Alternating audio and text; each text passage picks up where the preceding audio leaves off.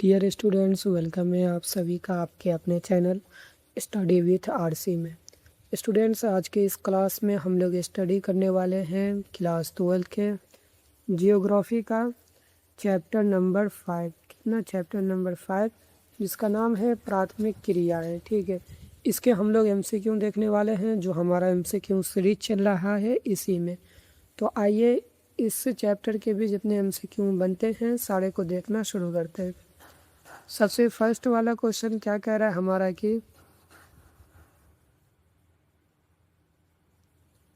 First question क्या कह रहा है कि वे मानवीय गतिविधियां जिनसे आय प्राप्त होती है क्या कहलाती है। ठीक है, वो क्रियाएं जो मानव करता है जिससे क्या हो, उसे आय मतलब कि पैसा मिलता हो, तो उसे क्या कहते हैं? सामाजिक क्रियाएं कहते हैं, या फिर प्राथमिक क्रियाएं कहते हैं, या फिर सांस्कृतिक क्रियाएं कहते हैं, या फिर आर्थिक क्रियाएं कहते हैं। तो क्या कहते हैं उसको? तो आर्थिक क्रियाएं कहते हैं। चलिए नेक्स्ट क्वेश्चन पे चलेंगे। देखिए अगला क्वेश्चन क्या कह रहा है हमारा कि प्राथमिक क्रियाएं सीधे तौर पर किस पर निर्भर करती है। ठीक है, जो प्राथमिक क्रियाएं होती है वो सीधे तौर पर किस पर निर्भर करती है। ठीक है, तकनीक पर निर्भर करती है, पर्यावरण पर, पूंजी पर, या फिर उद्योग पर। तो किस पर निर्भर करती है? तो पर्यावरण पर। ठीक है, प्राथमिक क्रियाएं जो होती है यानी कि पहली क्रियाएं जो होती है वो सीधे तौर पर किस पे होती है? तो पर्यावरण पर। ठीक है, अगला क्वेश्चन क्या कह रहा है कि प्राथमिक कार्यकलाप करने वाले लोग क्या कहलाते हैं। ठीक है, जो मतलब कि प्राथमिक पहले श्रेणी वाले जो लोग होते हैं जो उसमें काम करते हैं उसे क्या कहते हैं। ठीक है, व्हाइट कॉलर श्रमिक कहते हैं, वाइट कॉलर श्रमिक, या फिर ब्लू कॉलर श्रमिक, या फिर गोल्ड कॉलर श्रमिक, या फिर रेड कॉलर श्रमिक। ठीक है, जो प्राथमिक क्रियाएं में काम करते हैं तो उसे क्या कहते हैं हम लोग? तो रेड कॉलर श्रमिक कहा जाता है। ठीक है,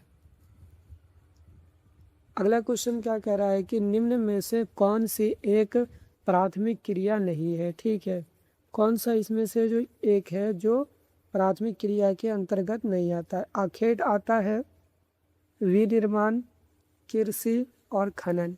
ये तीन जो है ये किस में आएगा? तो प्राथमिक क्रियाएं में आएगा। लेकिन विनिर्माण जो है ये किस में आ जाएगा? ये द्वितीय क्रियाकलाप में आएगा। अगला क्वेश्चन क्या कह रहा है हमारा कि च्युइंगम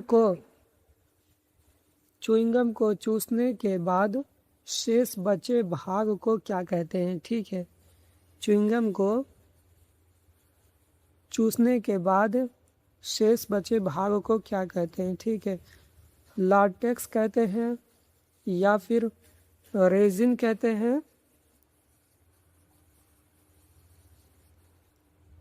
तो रेजिन कहा जाता है, या फिर विकल कहा जाता है, या फिर गोंद कहा जाता है। ठीक है, तो क्या कहा जाएगा? ये हमारा 5वां नंबर क्वेश्चन है।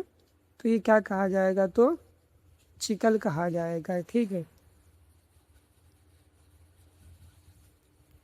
अगला क्वेश्चन क्या कह रहा है कि चिकल किस वृक्ष के दूध से बनता है। ठीक है, जो अभी हम लोगों ने देखा तो उसमें क्या था कि जो हम लोग चिलगम खाते हैं जो वो बाद में बच जाता है तो वो क्या होता है? चिकल होता है। लेकिन चिकल जो होता है वो किस वृक्ष के दूध से बनता है? ठीक है, और रबर वृक्ष से बनता है, या फिर जेपोटा वृक्ष से बनता है, या फिर तार वृक्ष से बनता है, या फिर चीर वृक्ष से बनता है। तो ये किससे बनता है?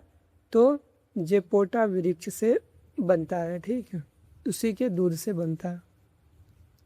अगला क्वेश्चन क्या कह रहा है हमारा कि भोजन संग्रह विश्व के किन दो भागों में किया जाता है? केवल उच्च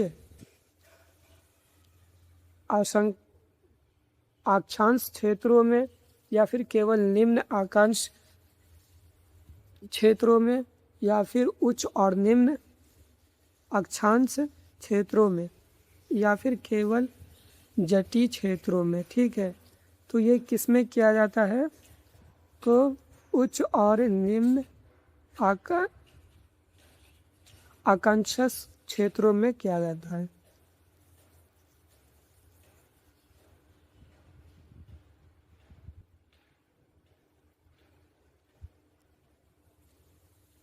देखिए नेक्स्ट क्या कह रहा है कि पुनैन बनाने के लिए पौधे के किस भाग का उपयोग किया जाता है? पत्तियां का, जड़ का, फल का या फिर छाल का? ठीक है, तो कुनैन बनाने के लिए किस चीज़ का प्रयोग किया जाता है, मतलब कि पौधे के कौन से अंग का प्रयोग किया जाता है? ठीक है, तो किसका किया जाता है? तो छाल का किया जाता है। अगला क्वेश्चन क्या कह रहा है कि ऋतु वर्षा से क्या तात्पर्य है? एक देश से दूसरे देश जाना। ऋतु प्रवास से क्या तात्पर्य है? ठीक है, एक देश से दूसरे देश जाना, नए औद्योगिक क्षेत्र में जाना, या फिर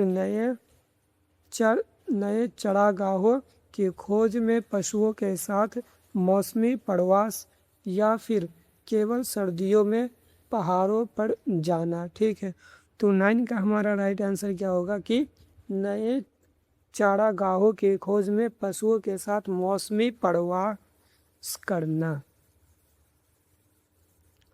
अगला क्वेश्चन क्या कह रहा है हमारा कि भारत के हिमालय क्षेत्रों में कौन सा समुदाय ऋतु प्रवास करता है? गुज्जर और बकरवाल, या फिर संथाल, या फिर गोंड, या फिर भील? ठीक है, तो कौन सा जो ऐसा समूह है जो हिमालय के साइड में क्या करता है? प्रवास करता है। ठीक है, तो 10 का राइट आंसर होगा कि गुज्जर और बकरवाल। देखिए अगला क्वेश्चन क्या कह रहा है कि तिब्बत और एंडीज के पर्वतीय भागों में कौन से पशु पाले जाते हैं?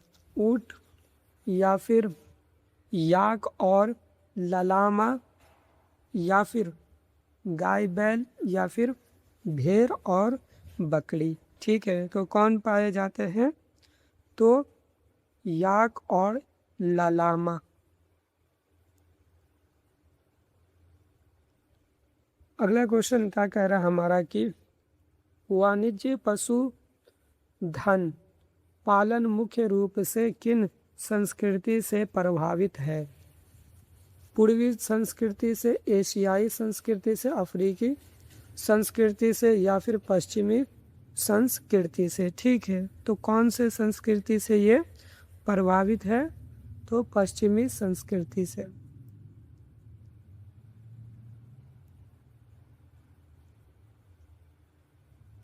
अगला क्वेश्चन क्या कह रहा है कि ब्राज़ील में कॉफ़ी के बागानों को क्या कहा जाता है? ठीक है, ब्राज़ील में जो कॉफ़ी के बागान होते हैं तो इसको क्या कहा जाता है? ठीक है, कोलखोज कहा जाता है, या फिर मिल्पा कहा जाता है, या फिर इसको टिक ही लगा हुआ फजेंडा कहा जाता है, या फिर लद्दाख कहा जाता है? ठीक है, तो इसमें क्या कहा जाता है? तो फजेंडा।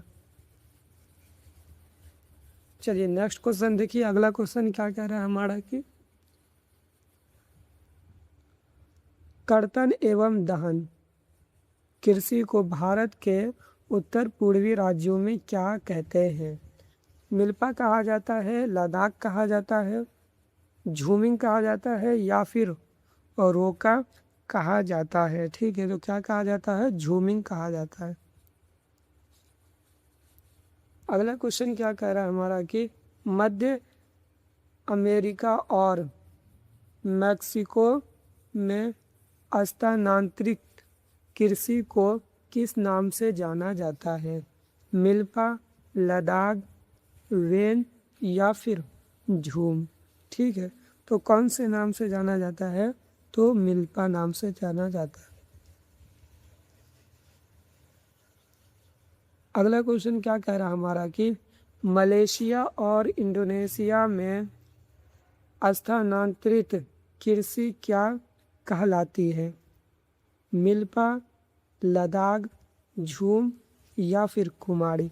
ठीक है, तो 16 का राइट आंसर क्या हो जाएगा हमारा, तो लद्दाख। अगला क्वेश्चन क्या कह रहा है हमारा कि रोपण कृषि की शुरुआत किसके द्वारा की गई थी? स्थानीय निवासियों द्वारा, या फिर एशियाई देशों द्वारा, या फिर यूरोपीय औपनिवेशिक समूहों द्वारा, या फिर अमेरिकी आदिवासियों द्वारा। ठीक है, तो किसके द्वारा की गई थी, तो यूरोपीय औपनिवेशिक समूहों द्वारा। अगला क्वेश्चन क्या कह रहा है कि गहन निर्वाह कृषि कहाँ की जाती है? ठीक है, गहन निर्वाह कृषि कहाँ की जाती है? विरल जनसंख्या वाले क्षेत्रों में, मानसून एशिया के घने बसे देशों में, या फिर रेगिस्तानी क्षेत्रों में, या फिर केवल द्वीपीय देशों में। ठीक है, तो कहाँ किए जाते हैं, तो मानसून एशिया के घने बसे देशों में। देखिए नेक्स्ट क्वेश्चन क्या कह रहा है हमारा कि विस्तृत वाणिज्य अनाज कृषि की मुख्य फसल कौन सी है? मक्का है, चावल है, राई है, या फिर गेहूं है। ठीक है, तो 19 का हमारा राइट आंसर क्या होगा, तो गेहूं। ठीक है,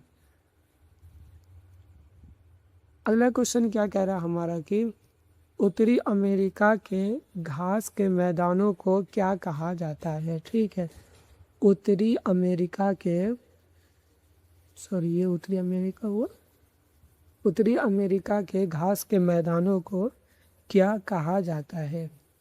स्टेपीज कहा जाता है, या फिर प्रेरीज कहा जाता है, या फिर पनपास कहा जाता है, या फिर वेल्ड्स कहा जाता है। ठीक है, तो क्या कहा जाता है, तो प्रेरीज कहा जाता है। अगला क्वेश्चन क्या कह रहा है कि मिश्रित कृषि, ठीक है, की मुख्य विशेषता क्या है? केवल अनाज उगाना, या फिर फसल उत्पादन और पशु पालन दोनों को समान महत्व देना, या फिर केवल फलों की खेती करना, या फिर केवल सब्जियां उगाना। ठीक है, तो कौन सा हो जाएगा कि फसल उत्पादन और पशु दोनों को महत्व देना। अगला क्वेश्चन क्या कह रहा है हमारा कि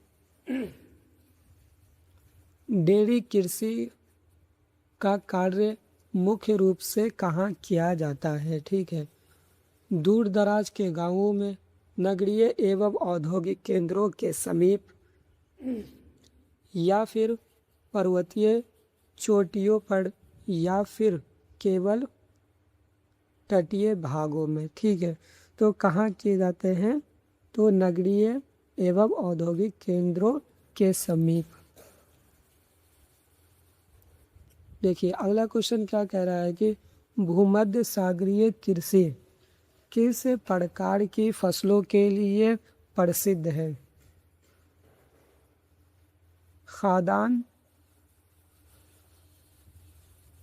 खाद्यान्न फसलों के लिए, रेशेदार फसलों के लिए, खट्टे रसदार फसलों के लिए, या फिर तिलहन के लिए। ठीक है, तो किसके लिए, तो खट्टे रसदार फसलों के लिए। अगला क्वेश्चन क्या कह रहा है हमारा कि अंगूर की खेती किस क्षेत्र की विशेषता है? ठीक है, मानसून क्षेत्र की, भूमध्य सागरीय क्षेत्र की, या फिर टुंड्रा क्षेत्र की, या फिर विषुवती क्षेत्र की। ठीक है, तो किसकी विशेषता है ये, तो ये है भूमध्य सागरीय क्षेत्रों की।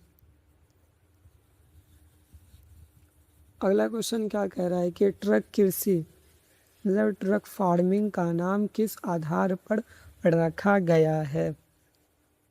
ट्रकों के निर्माण के कारण, ट्रक द्वारा एक रात में तय की जाने वाली दूरी के आधार पर, या फिर ट्रकों के अधिक उपयोग के कारण, या फिर यह केवल ट्रकों में की जाती है। ठीक है, तो इसमें से हमारा राइट आंसर कौन सा होगा, तो राइट आंसर होगा कि ट्रक द्वारा एक रात में तय की जाने वाली दूरी के आधार पर।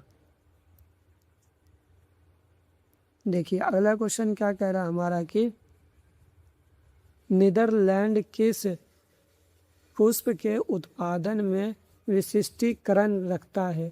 गुलाब के या फिर ट्यूलिप के, कमल के या फिर गेंदा के? ये सारे फूल के नाम है, ठीक है। तो ये किसमें